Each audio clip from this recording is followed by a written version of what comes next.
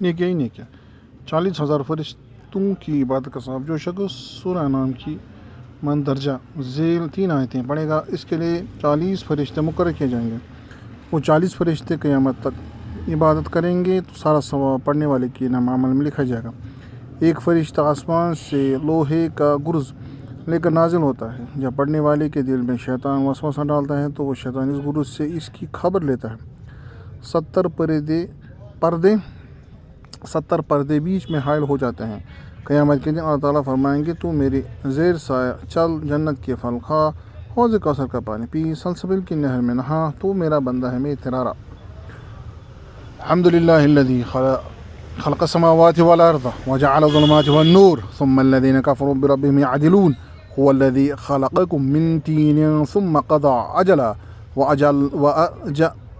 وأجل مسمى عنده ثم أنتم تمترون وهو الله في السماوات وفي الأرض ويعلم سركم وجهركم ويعلم ما تكسبون.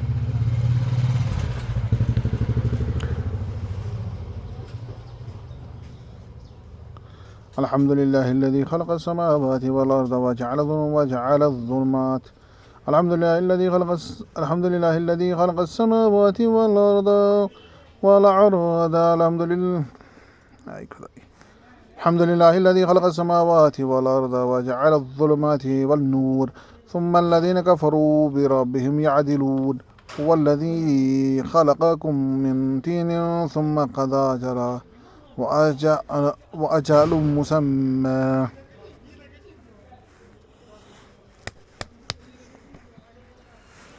الحمد لله الذي خلق السماوات والأرض وجعل الظلمات والنور ثم الذين كفروا بربهم يعدلون هو الذي خلقكم من طين ثم قضى أجلا وأجل مسمى عنده ثم أنتم تمترون وهو الله في السماوات وفي الأرض ويعلم سركم وجهركم ويعلم ما تكسبون.